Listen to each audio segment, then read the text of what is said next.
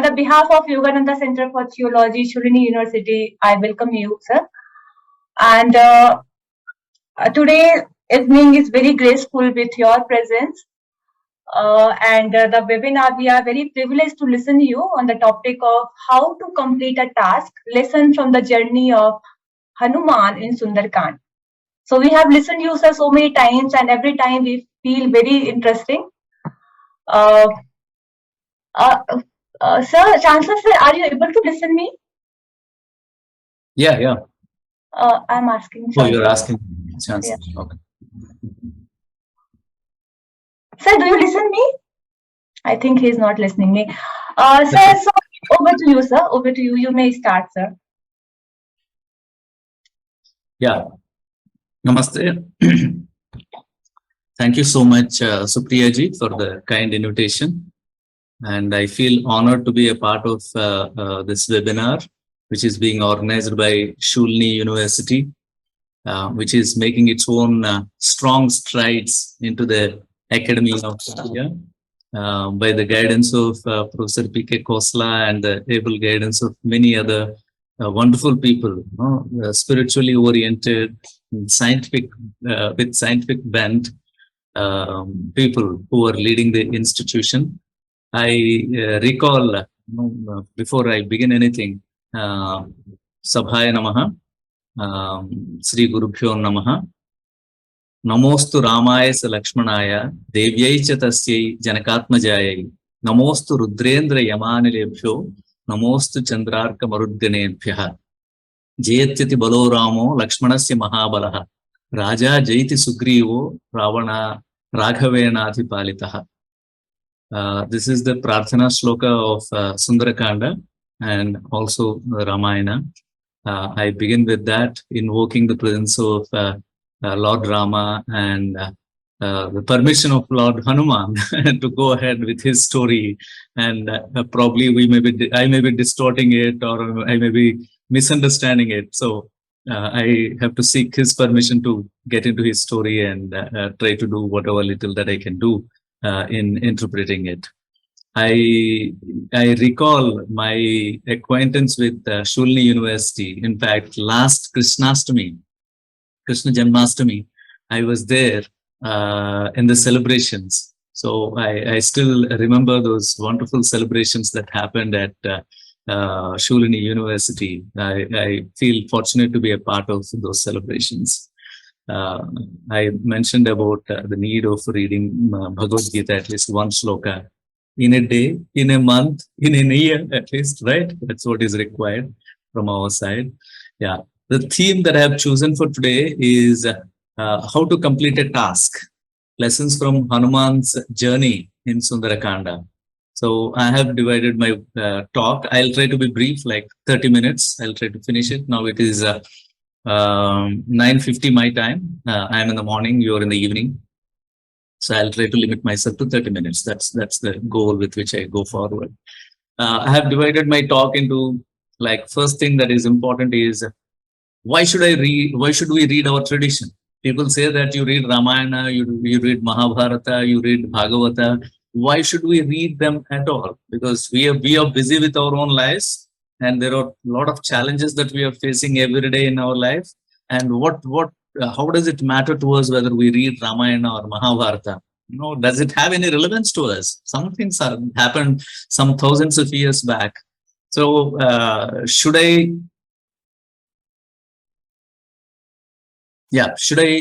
really bother to read my classical traditional texts? Do they have any relevance to my life?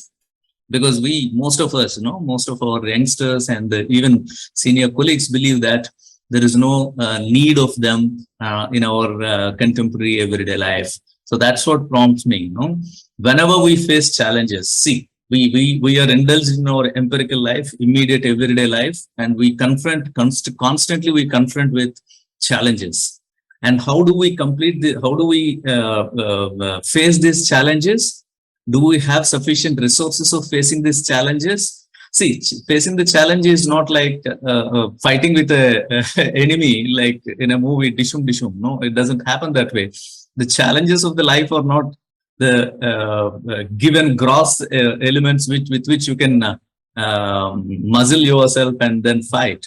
But these challenges are more subtle and they disturb the psyche. They also test the spirit of yourself, right?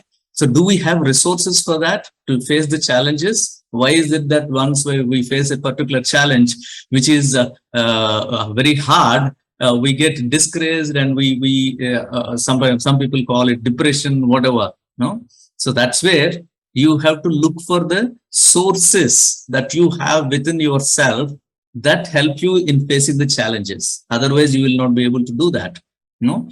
So that is how in the process of education, it is not the institutionalized education which happens in the universities and colleges that is important.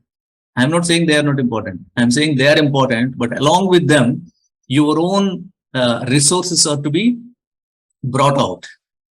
Okay, inner potentialities are to be brought out. And how does this happen? This happens through the narrative tradition that we have. The narrative tradition, the stories that your grandparents told you, narrated for you, and the kind of stories that you read in the books, these are all very important, so important. And especially when these stories or narratives are rooted in your culture, they make you get identified with that, and they really help you in facing the life challenges. That's where sometimes people say that if you are coming across some certain kind of problems, you read this particular shloka in Bhagavad Gita, or you read this particular chapter in Ramayana, or you listen to this particular chapter in Mahabharata. Why is it that they say that? Is it that they are fools and they're just saying that to us so that we can also be fooled? No, when they say it, they might have experienced such kind of strength within them in resolving the problem. That's how they say they said it, right? So that's if you want to test it, you can always test it because whatever they say is to be, it should not be blindly accepted, but it is to be tested. And how do you test? You test it in your life, and in order to test, you do it, you read it, right? Read the particular chapter and see it for yourself whether it is really helpful or not before criticizing or rejecting it, right? That's the most important one. That's what is called Shraddha in Indian tradition. First, if you want to test it, you doubt it, you test it, and in the process of testing, you be devoted to it, and that is how you see the result, and then you make a comment on that. So that's where the cultural resources are very important, and these cultural resources are rooted in your tradition and culture, and these cultural resources are embedded in narrative tradition, and this narrative tradition has a very significant impact. It works as a very significant source of solving the everyday problems. So this is how it is very important for me to go back to Ramayana and read Sundarakanda and then get the benefit out of it. Okay, and these texts also have a symbolic nature, and it's not that Rama is Rama or Hanuman is Hanuman, the monkey god. These are like, they work as a symbolic sources which try to hint us beyond their space and time. Okay, once it has a symbolic purport, it moves beyond the space and time. It's not that 1,000 years back something has happened and it has no relevance to me. No. Once it becomes a symbolic representation, it can be attributed, or it can be understood by the generations which follow even after 1,000 years. So that's the point because of which we have to look at Sundarakanda carefully. And the question that I was asking is how to complete a task. Okay, this is what is a task? Let's begin with what is a task. We all know there are tasks that we have to we confront within our everyday life, whether you are a student or a teacher or the vice chancellor or whoever, a researcher or somebody who is running a business. Everyone, each one of us have tasks in front of us. And how do we face these tasks? How do we accomplish them? And what is a task? Usually an assigned piece of work, often to be finished within a certain time, is understood to be a task. Okay, if you are from business management, a task is understood to be like an assigned piece of work, often to be finished within a certain time. Certain time is understood to be a task. And interesting thing is, when in order to call something to be a task, no, it has to be assigned by the other, and it is not that it is an imposed one. You also have to accept it, accept the challenge. Only then it becomes a task for you. Okay, so accept it. Both are very important to work to help the individual in completing the task. So, it can be something very hard, it can be something pleasant, and it can be something unpleasant as well. And sometimes it can be your duty and function as an individual that you have to do. There is one recent scholar who has spoken about the importance of a task. It is said in life, all success come from completing tasks. If you want to be a successful individual, what is required is completing a task. It's not from working at tasks. See, you cannot say that, no, I am working on 10 tasks. No, I'm busy. I'm working on 1,000 tasks. No, working on tasks will never make you a successful person. But what makes you a successful person is completing them. And how quickly and how efficiently you are able to complete, that is what is very important. It is only when you complete tasks that you become successful. So all of us, the youngsters who have joined us today, they are very sure that they want to be a successful person. And if you want to be a successful person, then the most important thing is to complete the tasks, identify the tasks and complete the tasks. Okay. And what is required for this is commitment on the part of the individual, and setting the deadlines and working out the course of action, and troubleshooting as well.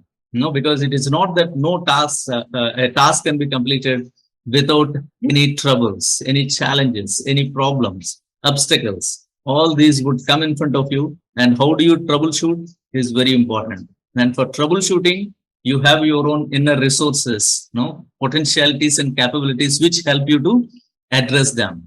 Okay, so that's how it is very important to know your own strengths first. Okay, and giving up is never an option. If you want to be a successful person, giving up is never an option. So you cannot say that, no, I'm going to give up, and then I'll think I will not go ahead. No, you should never do that. So these are the important aspects that we have to remember about the task. And the obstacles that I was talking about, friends, there can be different kind of obstacles. Say, for example, you're a student, and your task could be examination, qualifying in the examination or completing your degree, right? If that is the task, you will have different kinds of obstacles that come on your way. How do you perceive them? What is the nature of these obstacles is very important. Okay, let me briefly talk about this nature of these obstacles. For example, sometimes you will have friendly obstacles. Okay, sometimes you may not even consider them to be obstacles, because they come with such a friendly nature, and but they distract you. They distract you from the focus, and they deviate you to something else. So that's how you have to be very careful with these friendly obstacles that we come across in our lives. And along with these friendly obstacles, there are other kinds of obstacles which are called testing obstacles. They test us. They try to see what are your potentialities, and whether you are aware of your potentialities and capabilities. And they also help us in sharpening our potentialities and capabilities. Okay, so that's how there are certain kind of testing obstacles that we face in our life, which are very important for us, which are to be identified and go further. And there would be really tough obstacles, which are like energy killing obstacles. They completely destroy your energy. They drag you back into other side of the task. And these are the three interesting kind of obstacles that one may face in the course of completing a task: friendly obstacles, testing obstacles, and completely energy killing obstacles. Okay, so I'm just trying to map them so that I can take you to the real story that I'm taking you further. So I would be explaining this in terms of Sundarakanda, okay, so that we can understand how well the text has imbibed certain insights and presenting them for us so that we can get benefit from them. And when we look at Sundarakanda, Sundarakanda, no, Kanda is a chapter. Sundara means beauty. It's called beauty, a chapter of beauty. Why is it called a chapter of beauty? That's very interesting. It says, the tradition says, Sundare Sundaro Ramaha, Sundare Sundari Kadha, Sundare Sundari Sita, Sundare Sundaram Vanam, Sundare Sundaram Kavyam, Sundare Sundaram Kapihi, Sundare Sundaram Mantram, Sundare Kimna Sundaram. It says in this Sundarakanda, Rama is Sundara, okay, and Kadha is Sundara, and then Sita is Sundara, and the Vana, where the garden where she was kept, Ashokavana, that is Sundara, and the Kavya itself, no, is Sundara, and then the Kapi, Hanuman is Sundara, and then mantra that is there, imbibed in this is Sundara. And finally, it asks this question, Sundare Kimna Sundaram? No, everything that is there in Sundarakanda is beautiful. Along with this beauty, what else can we appreciate in it? And what else can we understand to be useful to our life? Okay, so this is where I'm saying it's not just reading a story for the sake of enjoyment of the narrative. It is also to look at the narrative to see what is it that I can learn, which will be helpful to me in facing the challenges. That's the task that I'm doing. If you're interested in Sundarakanda, it's like Sundarakanda Parayana, which means reading Sundarakanda is prescribed in different ways, and you can have an understanding about that through your teachers. And it is also said that reading particular subsections of Sundarakanda will help you in overcoming certain kind of problems. Okay, and I'm not asking you to blindly accept these things. I'm asking you to test them as well. Because if somebody has said that, see, for example, if your mind is dull, read chapter 13, and that will help you. Go to chapter 13, I mean subchapter of Sundarakanda, and read it and see whether it really helps you. And if it doesn't help you, then leave it. If it helps you, good, right? So that's where I would say, don't be dismissive in the beginning itself. Test it and see whatever. Even if you follow science perfectly, what is it that science tells you? It tells you that you test it, and if it is useful, use it. Similarly, you can also test the chapters of Sundarakanda, read them and see whether they are really helpful to you. Okay, I believe they are really helpful to you because our forefathers, the tradition doesn't state anything without testing it properly. Okay, so that's about Sundarakanda, and there are multiple tasks. See, let me narrate the story briefly in 1 or 2 minutes. 1 minute. Sundarakanda begins with the narration that Hanuman, being prompted and encouraged by Jambavanta, okay, he takes a leap from the southernmost tip of India and lands on Sri Lanka. And then he goes in search of Sita. He finds Sita, talks to her, and then he fights with the people, Rakshasas, who try to catch him, and destroys most of the part of the Lanka, and then goes to Ravana, talks to him, and he gets enraged by the talk that Hanuman gives, and his tail is burnt, and he burns Sri Lanka, comes back to the place where Rama is, and informs Rama that this is what has happened. Okay, this is the story of Sundarakanda.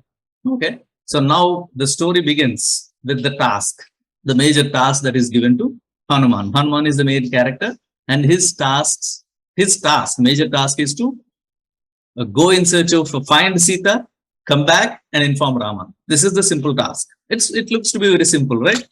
But whenever you pick up a task initially seems to be simple, but once you start breaking it into different subtasks, you understand that there is so much to do, right?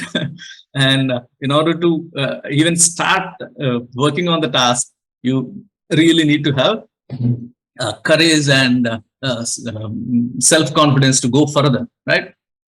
Now, as I told you, the task that Hanuman has is to find Sita and come back and inform Rama. That's so simple. And in order to do that, first he has to cross the ocean. That itself is a big task. And in order to cross the ocean, then there are subtasks that are involved in it, which he has to think, which he has to overcome. And you know, friends, whenever you plan to complete a task, there are certain things which are known to you. There are certain things which are unknown to you in completing the task. It is not that you know everything that this task involves. So the distinction between known and unknown is so important. And most of the times, the known would be only this much, and the unknown would be this much. So how do you handle that? How do you handle the unknown aspects of the task that you have already accepted to perform? It's very important, right? And you know that it is a part of it. How do you handle it? And that's where we say the inner strength is more important than your intellect. See, intellect is important. Intellect will guide you only to the things that are known to it. But your inner soul strength, spiritual strength is so important that it guides you in the unknown, handling the unknown as well. That's the most important aspect that we have to know. For example, I'll tell you, when he crosses the ocean, in between there are many obstacles that come and stop him. He doesn't know that he has to face those challenges. So even then he deals with them in a perfect way and goes further. And then he goes to find Sita. And you know, his task is to find Sita. The most difficult task is this, that he doesn't know Sita. He never saw Sita, right? How do you meet somebody whom you have never seen in your life, and he is in search of somebody who was not seen by him and who is not known to him? How do you do that? No, is it not a very toughest task that Hanuman has to do? And then that's a epistemological problem as well, because you have no categories, no, to say that through them I can easily find out where Sita is and who Sita is. It's not just finding where Sita is, it is to find who Sita is as well. So who the person is also a difficult thing for him to work on, right? So the unknown, no, here the task is to find the unknown. How do you find the unknown? You have only few brief categories, some kind of description that Rama has given, that's there in the mind, and with that task he goes there. And then he finally approaches Sita, and he sees her sitting in the shadow of a tree. And then he sits there, thinks, how should I talk to her? That becomes a big challenge to him. The biggest challenge that he faces there is, how should I talk to her? Because once I start talking to her, then I am a monkey. And which language should I use? Should I use Sanskrit? Because he studied everything. Okay. Should I use Sanskrit? Should I use my own monkey language? Should I use human being's language? Because Sita is a human being. And what will Sita think? Sita may think that it's Ravana who has come in a disguised form. So how should I talk to her? In which language? And how do I talk to her so that she will trust me?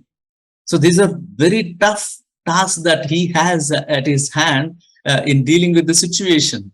And then how to open the conversation so that the other will trust you. It's not just language and reaching out to her. How to open a conversation, that becomes a very difficult thing for Hanuman.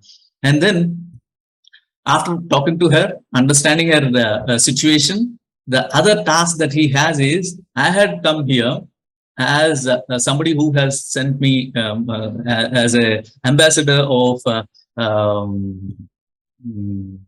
Vali's brother. What is his name? Sugriva. Yeah, as an ambassador of Sugriva. So I have to talk to Ravana. Okay, first thing is I have to measure the strength of Rakshasas, Lanka. So he does that. He fights with them intentionally to know their strength. and he also tries to fight with them intentionally to exhibit his own strength to them. Okay, it's important to know your strength and know your enemy's strengths. Both he does that in the process of confronting with Rakshasas.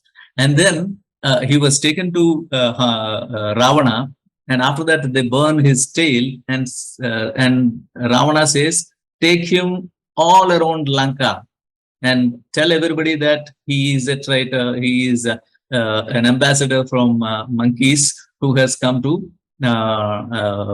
fight with, who has come to create a trouble for us. Okay, and Hanuman, interestingly, he thinks, okay, that's a good opportunity for me to observe everything that is happening in Lanka and see the life in Lanka, and let me measure the difficulty in fighting with these people when they move me, when they take me around Lanka. So even a thing that is happening against him, he uses it to be to his advantage to observe them, right? So these are the kind of tasks that Hanuman comes up with in the process of the journey in Lanka. I will not be talking about all of them. I will only talk about the first task that I mentioned, crossing the ocean. Okay, I will limit myself to that, and I'll complete it in another 10 minutes. Okay, because I know that I have completed 20 minutes. I'll complete it in 10 minutes. So though there are many tasks that I have mentioned that Hanuman has to deal with in the process of completing finding Sita and coming back and informing Rama. That looks to be simple, but it is not so simple. That's what I wanted to tell you. The very first thing is to cross the ocean and reach out to Lanka. So in the process, what are the things that happen? That's the only thing that I would focus now and try to explain you. So when he makes himself big, because see, initially he doesn't know his own powers because of some curse by someone, and Jambavanta, a boar king, he goes to him and tells him that you are capable of crossing the ocean and then coming back as well. Though some of us can cross the ocean, we may not be able to come back, but you are the only one who has this power. So please go there and find Sita. Okay, so he realizes his inner capacities and potentialities. So he makes his body big and jumps from the mountain. Okay, so that he can reach Lanka. So his journey starts. Okay, and then before that, the text also gives us an insight. Okay, in order to complete a task, Sundarakanda tells us that there are 4 things that are required for a person to possess so that he can complete the task. What are these 4 things? They are stated in a shloka. It says, Yasya tvetani chatvari vanarendra yadhatava dhruti drushtir mati dakshyam swakarmasu nasidati. Okay, it says these are the 4 things that are required to complete a task in a successful way. What are these? It says dhruti. Dhruti is the first one. Drushti is the second one. Mati is the third one. And dakshyam is the fourth one. Okay, what are these 4? Let us try to understand and see how they are exhibited in the course of completing this task by Hanuman. Okay, dhruti means it's like the mental preparation that one is required. Mental power, valor, and resolve. Sankalpa, they say, sometimes in Sanskrit, the word that is used is sankalpa. You have to determine it in completing the task. So dhruti is the mental power. To cross the ocean, see, you have to trust yourself so much, right? You should have that mental capacity that, yeah, I can do it. So dhruti is the first one, which is like a strong resolve and commitment. The second one is drishti. Drishti is seeing, right? But here, seeing not the obvious that is presented in front of eyes, but seeing the like farsightedness, long-sightedness, without getting distorted. These are very important. So you may come across certain kind of difficulties, then you have to look at them from their own perspective and try to resolve them, right? So this long-sightedness is very important. Farsightedness is very important in dealing with the issues, that in dealing with the obstacles that you come across in completing a task. And the third one is Mati. Mati means intelligence. Okay. Intelligence here means Viveka. Viveka means discriminatory knowledge.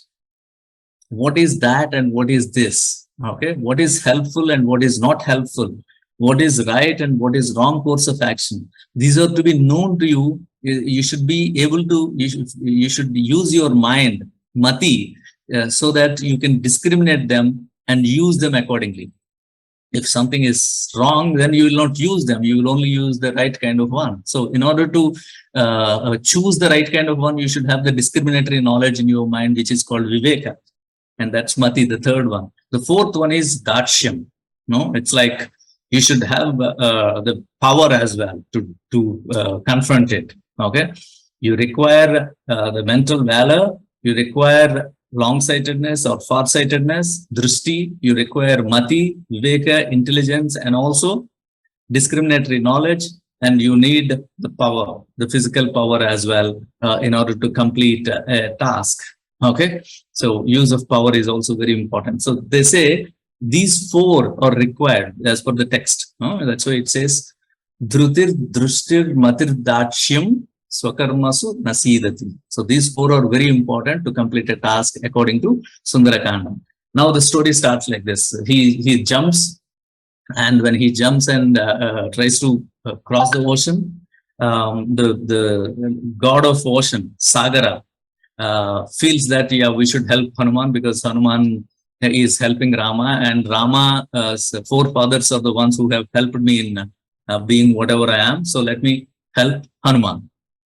And he cannot help Hanuman, because so he goes to a mountain who is inside his ocean by name Mainaka, and he goes to Mainaka and tells Mainaka that let us help Hanuman. Okay, you have been hiding in me, and now let us try to help Hanuman, because Hanuman's father helped you. Okay, that's a big story. I will not get into the story. But Hanuman's father, which means Vayudeva, the Lord of Air, helps Mainaka in some other instance. And so the Lord of Ocean goes to Mainaka, the mountain, and tells him that let us help Hanuman. So Hanuman, this Mainaka tries to become big.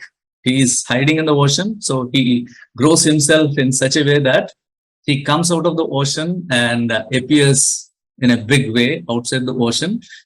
And this is seen by Hanuman. In the first instance, Hanuman is like, when he sees it, he thinks that it's a big obstacle that is coming in front of me. It's a physical obstacle which is not allowing me to go further, which is growing, still growing and growing. So how do I do that? No, how do I deal with that? So he pushes it with his shoulder, and then Mainaka falls into the river, ocean, and he gets up in the form of a human being and talks to Hanuman. Tells Hanuman that, please excuse me for this, and I'm actually here to help you, prompted by Lord of Ocean. So I want to help you so that you can have your journey, a safe journey, a pleasurable journey, an enjoyable journey. So you halt on my mountain for some time, because you have taken up a tough task of reaching to the other side of the ocean, which is a very difficult one. So you may need some rest. So rest on my mountain, and I have wonderful fruits and honey. You drink the honey and then have the fruits, so that you regain your strength and then go ahead. Okay, it's a friendly offer, right? Wonderful offer. Any of us would definitely grab the opportunity and stay there for some time and enjoy the journey, because you're still you're on the journey, on the task, and it's a friendly offer that you have got. You would really enjoy. Any of us would enjoy that, right? So Mainaka says, Dushkaram Krutavan Karma Swamidam Vanarottama Nipatya Mama Srungeshu Visramasva Yatha Sukham. You take rest for some time, because you have a tough task ahead. Okay. But look at the way Hanuman responds to that. Hanuman tells him that, thank you so much for your offer, but actually I am on a task. And when I started this task, I promised myself that I will go like an arrow from the bow of Rama. So Like, if you release an arrow from the bow, will it take rest for some time and then go and hit the target? No, right? So he says, I promised myself that I would be working like an arrow left from the bow of Rama, and I have to complete my task. I have to reach there. So I cannot take rest now, though yours is a wonderful offer that is there for me, the pleasurable offer that is there for me. So he says, I cannot do that. But then Mainaka says, your father helped me, I want to help you. And Hanuman says, okay, he keeps his thumb on the mountain and says that, treat this as my stay here. Okay, I'll come back after some time. So allow me to go, and he leaves. So most of the times, friends, when you're preparing for your examinations, your friends come and tell you that, oh, let's have a party, and then let's take a break and party, and then come back, right, with a lot of energy back. But be careful. Any kind of distraction from your goal is not really going to be helpful. So you should be really careful in handling these friendly obstacles. They are very friendly. They are so sweet. Friendly obstacles are so sweet, right? They attract you completely, and they fascinate you. They lure you. It's like, it's very difficult to say no to them. He says no. And this is very much required in life, because you come across these friendly obstacles very frequently. Okay. So how to handle them? It's a big challenge, biggest challenge. You should not make them feel bad, but at the same time, you have to tell them no. So how do you do that? It's left to you, right? So you have to invent your own method of dealing with them. That's how Hanuman says, Tvarate karya kalo mein. I'm in a hurry. Okay, apaschapyati vartate. So it's getting dark. Before that, before it gets dark, I have to reach there. Pratignacha maya datta. I have taken an oath. Okay, statavya nihantare. So that's how I have to go there first. So let me complete my promise that I have given, word that I have given to my own self and to my friends. So he leaves and goes further. Okay, that's the first obstacle that he comes across. I just have two more, probably 5 more minutes, and I think I'll stop with that. The second obstacle is very interesting one, more interesting than the first one. There is somebody by name Surasa who is considered to be the mother of snakes, nagas, and she was prompted by the devas. Okay. The divinities to stop Hanuman and test him. Okay, so this is what I'm calling testing obstacles. Sometimes in completing a task, we also get some testing obstacles. And Surasa stands in front of him, in front of Hanuman suddenly, and she says, "Where are you going? I'm looking for some food, and I am happy that I got a wonderful food in the form of you. So let me eat you."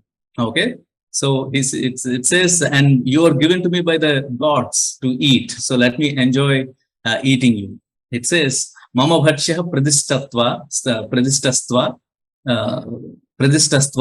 ishware vanararshabha. Aham tva bhakshayishyami. This is important. Aham tva bhakshayishyami. I'm going to eat you. Pravisedam mamananam. It says, you enter into my mouth, I want to eat you. Right? This is an interesting statement. While listening to that, Hanuman understands what kind of a person he is confronting with. Okay? And she says, see, if you want to eat something, you sit in a dinner table and go to a restaurant. Do you say that I want to eat you, you enter into my mouth? No, you take it into your mouth, right? But this Surasa, interestingly, the way she addresses and the way she talks to him makes him understand that there is something interesting there. She says, I want to eat you. I'm going to eat you. You enter into my mouth. He folds her hands to her and says, I am on a task. Please let me go. Okay. I don't want to fight with you because I'm in a hurry to reach my goal. So please leave me out. She says, no, I'm hungry. And also I have a boon from Brahman that whatever I want to eat, I should be, I will get that on that particular day. Okay. So now I am asking you to enter my mouth so that I can eat you. Okay. So this is what she says. And then Hanuman says, if you don't leave me, then try to eat me. And he increases his body to manifold way. And she also increases her mouth in the biggest way.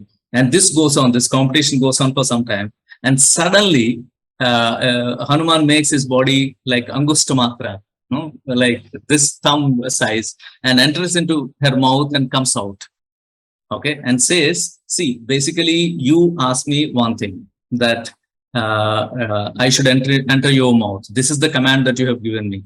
So I want to satisfy whatever word that you have uttered. Okay, so he says, Pravistosmi hite vatram dakshaya namostute gamishe yatra vaidehi satyas chasi dvarastava. Okay, so he says, Pravistosmi hite vatram. You asked me to enter your mouth. I have entered your mouth and I came out. Okay, so I completed. I made your word true.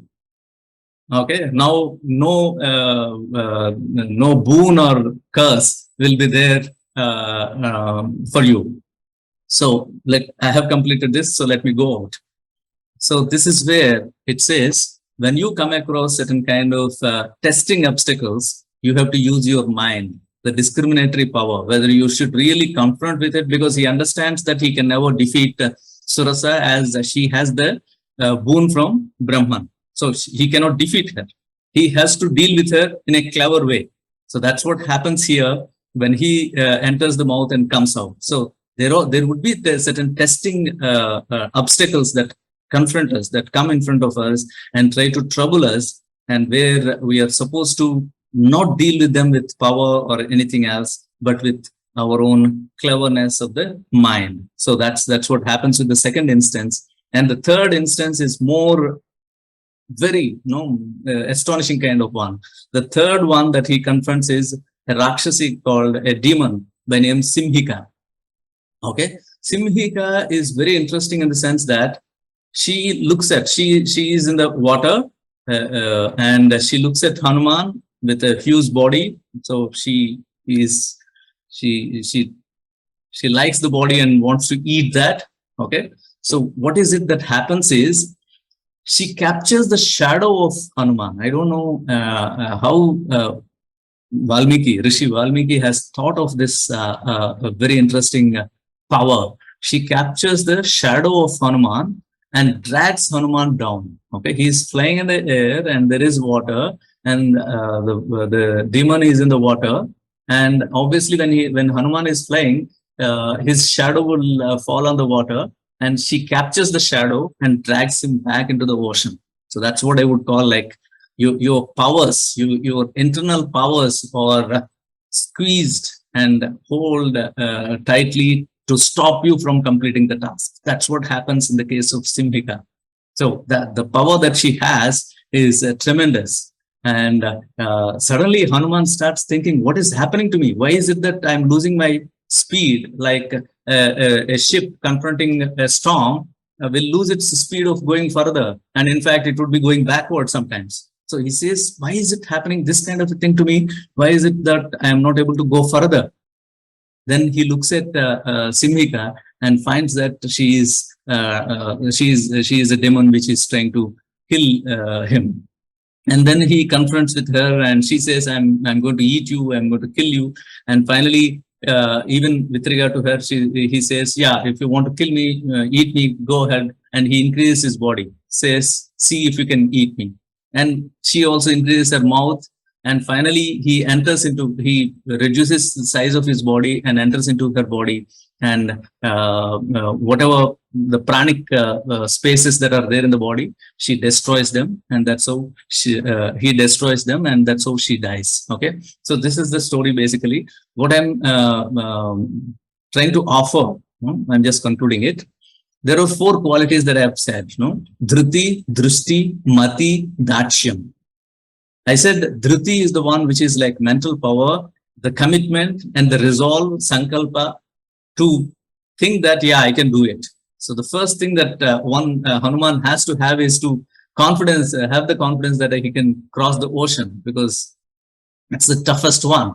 So he has that dhruti within him, because of which he decides to cross the ocean and starts the journey. And then he comes across Mainaka. Okay. And here he uses something called drishti. He has farsightedness. Though he was stopped by the friendly obstacles of Mainaka, saying that take rest for some time, enjoy the journey. Okay.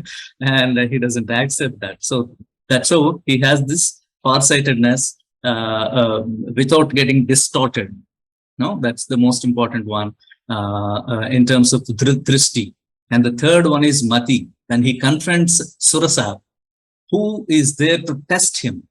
See, most of the times testing happens so that you understand your strength, so that you sharpen your strength. So when testing times come in front of you, you should never lose confidence over your confidence of your own self. Actually, they are there to enhance your confidence, right? So when your particular power is tested, okay, you have to realize that, yeah, this power that I have within me, I haven't discovered so far, and this power that is there within me is getting sharpened. So you have to understand that reflectivity within you is very important, which the third important point Mati tells us, sharpness of the mind, and viveka, discriminatory knowledge.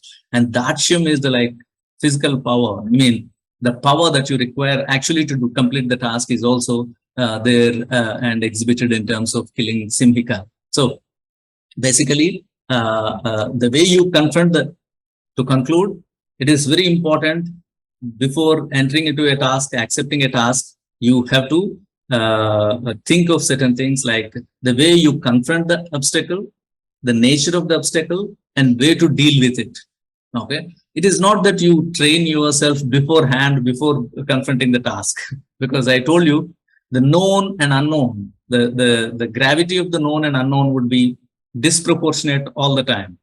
Known would be sometimes very less, and unknown would be much. Okay. And in this regard, basically, the power of narrative tradition of India is so huge and so helpful. And I request all of you to read classical Indian texts, especially the text of Sundarakanda, which would be helpful to you. Never disregard your traditional texts beforehand. Okay. If you have any doubts, it is good to have a doubt. It is good to have question. It is good to question the tradition. No worries about that. When you question, you test it for yourself and see whether it is really helpful. And once it is helpful to you, you would tell 100 people that it is helpful to you. This is what happened to me. That's why I'm telling you all. And I really thank the Vice Chancellor, Sir Professor Kosalaji, and Vivek ji for this wonderful opportunity that is given to me.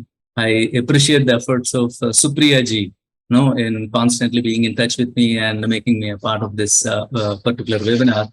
And I thank all of you friends and colleagues who have joined us today. So thank you so much. Thanks. Thank you, Professor Balaganapathi ji, for that wonderful and enlightening address. Vivek Atre here, and I was listening to you without the video, and I think the qualities that you emphasized, especially, I was very, very happy to, let's say, revise them. But very enlightening, and all the students, I think you gave very practical tips, not only for students, but for grown-ups, if I can say so, people who have done many years in the professions. So I think the very direct, simple way in which you explain deep philosophy goes to your credit, and that is one of your hallmarks. We have heard you before in the Yogananda Centre for Theology webinar series. And we were very keen to have you speaking in this special series, which we have begun recently. Especially now, I know you are in Jamaica, and we see your posts sometimes from Jamaica on social media, and we are very happy to see those. But this particular topic which you chose, I think these tests and these obstacles are definitely matters of learning for us. I was also happy that you emphasized the quality of Viveka, because my name is Vivek, but we all have to live up to our name, and it is not as if somebody who has a name has those qualities. It is probably a goal for that person to achieve, and all of us have a certain goal to achieve, especially as you rightly said, the traditions and the scriptures are not to be brushed aside. They are our forte, they are our strength, they are our foundation. And each Indian name also has deep meaning. Most Indian names nowadays, maybe parents are digressing a bit and going with the sound, but otherwise, all Sanskrit names they have meaning. And my thanks to you and gratitude to you. It is a late hour here in India, but not very late in terms of webinars. And I know it's very early for you in the West Indies, in Jamaica. So it's very difficult. It was difficult for Supriya ma'am to find a time which was common to all of us. But this recording will also be shared on our YouTube channel with a lot of other people. And I'm sure that they will benefit from your wise words. Also, we will be publishing the gist of this talk in our annual magazine, which is called Divine Quest. And Professor Balaganapathi, you've been a part of our Yogananda Centre's journey since January 21, when it started, which is about 1.5 years or more now. And it's been a pleasure to be having you associated with us. We request you to be involved from the West Indies or wherever you will be, and whenever you come back. So it's a long relationship, hopefully. So thank you once again, and also a big thank you to all the listeners and viewers who are here late. And I'm sure we will share the ideas shared by Professor Balaganapathi today with others and spread the word of Indian philosophy and Indian deep thought through the Yogananda Centre for Theology series. So thank you all once again. Thank you all. Yeah, thank you so much, Vivek Atreji, for this for these wonderful words that you've spoken about me and about the university. I am so happy to be associated with it. I have been associated with it, and I will continue to work for that. Before I close, I just want to inform everyone who is here that we have started. We started an organization called Philosophical Practitioners Association of India. And we believe that philosophy is not unpractical and away from the everyday aspects of challenges of life. And philosophy really helps us all. And whoever is interested in this endeavor of ours, please join us on the website. We have a website called Philosophical Practitioners Association of India. I invite all of you to be a part of this journey that we have began, saying that philosophy is important to all of us, and we have to only recognize and realize it. It's fine even if you don't realize it, but it is it is required that you have to know it, right? So we will definitely join that society. I think it's a great initiative, and the more we grow, the more we realize philosophy is so important for us all. Yeah, I'll get back to you separately on that. And sure. Thank you so much. Thank you.